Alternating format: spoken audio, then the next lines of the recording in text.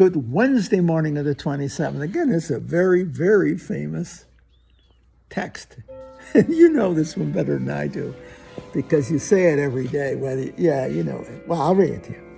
It's chapter 11, 1-4. But watch what he said. Jesus was praying in a certain place, and when he had finished, one of his disciples said to him, Lord, teach us to pray, just as John taught his disciples. He said to them, when you pray, say, Father, hallowed be your name. Your kingdom come. Give us each day our daily bread and forgive us our sins. For we ourselves forgive everyone in debt to us. And do not subject us to the final test. That's the Our Father, you see. You know, it's one of the great, great Christian prayers, but it's prayed by everybody because it is so purely personal with regard to one's relationship to God, accepting and recognizing and bending the knee before the divine transcendence, and yet recognizing one's own sinfulness and neediness, and recognize that the Father that you're talking to is a very loving and benign Father, our Father. You see what I mean? Lord, see? Our Father. That's the truth. He could have said something far more severe. How do you pray? How do you back off a tyrant? He's not a tyrant. He's your Father. And holy is your name. And your kingdom, let your kingdom come. The kingdom of love and grace. And give us each day our daily bread. And for us, that to me is always the Eucharist, the daily bread. He means the whole bread of life, okay? But for us Christians and Catholics especially, that daily bread is the Eucharist. The bread of life, the bread of the journey, the manna of the journey. Our daily bread that nurtures us, nurtures our soul, not just our body, but our soul. In this our journey of life. Yeah. And forgive us our sins. A full recognition that we are sinful human beings. I think the first thing in the journey to holiness is the recognition of one's sinfulness. The dependence upon the divine, God, as Father and as a loving Father, but also a recognition of ourselves as wayward children in need of forgiveness. We're not innocent, but we are called to holiness. Not to innocence, we're not innocent.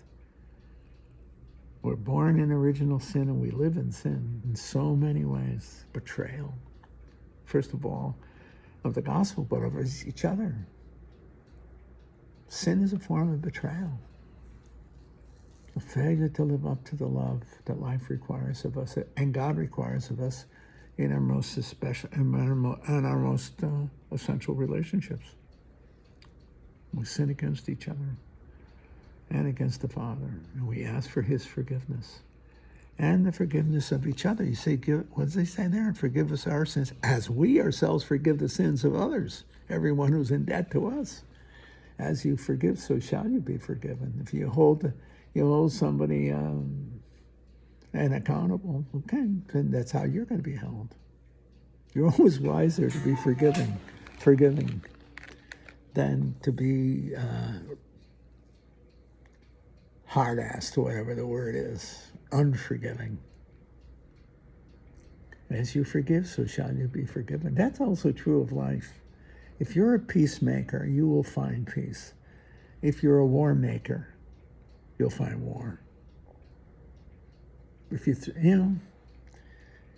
I tell my kids in class, be a friend.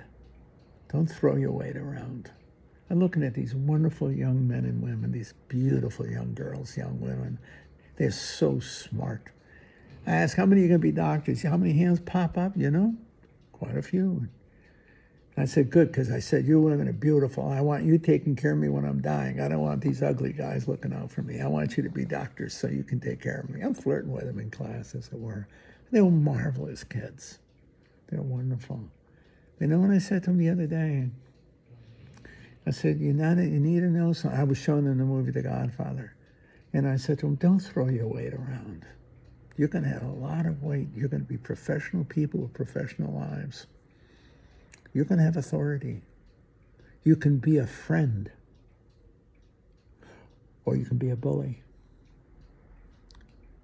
And I said, if this Godfather movie teaches you anything, or if life teaches you anything, if you're fortunate enough, is that if you throw your weight around, maybe you'll get away with it, but most likely you won't.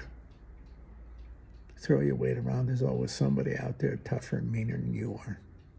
I call that my Frankie Coppola syndrome. I told you that story a million times now, but I tell it to my kids all the time. I said, you never know, a wimp like me growing up, and then guys started pushing me around, this and that, because I was trying to get a date with their girlfriend. I didn't know. I was stupid and naive. So a guy throws his weight around with me. He's going to kick my butt, So, okay, I know.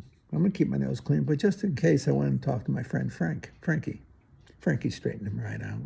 It's in the movie The Godfather. I think Mario Puzo must have known my story because he practically does it word for word. I'm a tough guy. Frank is. And Frank was a friend. See? I tell him, don't throw your weight around. Be a friend. Just be a friend. Be a peacemaker. Don't throw your weight around. And, forgive. Forgive, and you'll create a world of forgiveness. Be an active friend. Don't try to exact retribution, or you might end up paying the price for it. That's the truth. Life has taught me anything. It taught me that you have nothing to lose by being a friend. You may get taken advantage of. One of the kids asked me that. But it doesn't take away from me, because I am still the friend. I am still acting as a friend. I am truly still a friend. And I won't seek vengeance. I might have to protect myself from you in the sense of staying away and be distant to some degree. But he's the loser, or she's the loser, by being an enemy to me. Because they lost a friend. Even though I didn't stop being a friend, they did. Be a friend. It's a verb. See? Just what you got here. Look out, forgive one another as you've been forgiven. Take care of each other. Look out for each other. To me, that's family, the essence of a family, but it's also the essence of a neighborhood.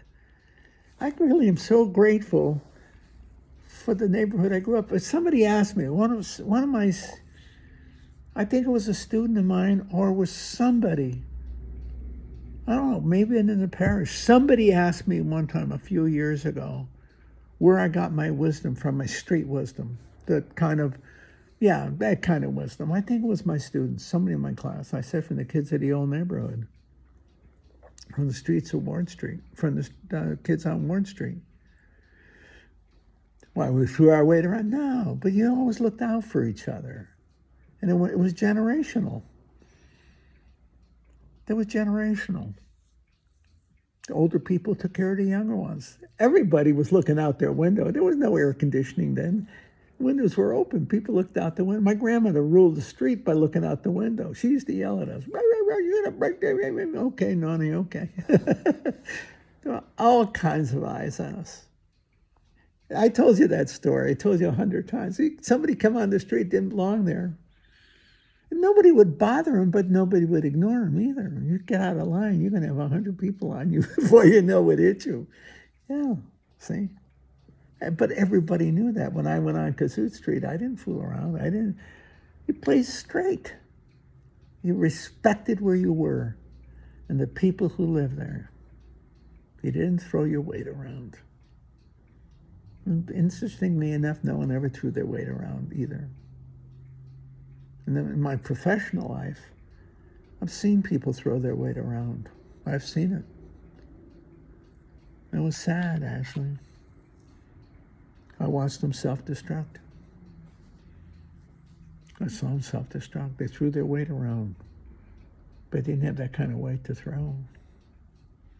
And even if they did, as I tell my kids in class, there's already somebody tougher, bigger, and meaner than you are. If you're lucky, you won't meet them. If you're unlucky, you will. And you'll wish you hadn't been an enemy, but rather a friend. You never lose by being a friend. You may not lose by being an enemy, but you could. And the probabilities are very good that you will. So I think what this thing here is, be a neighbor to your neighbors. Look out for each other. See? And forgive each other. And ask for forgiveness. It never hurts to say, I'm sorry, I really fouled up. I am really sorry. Be surprised. Don't make excuses. Just ask for forgiveness and be forgiving. Be a friend.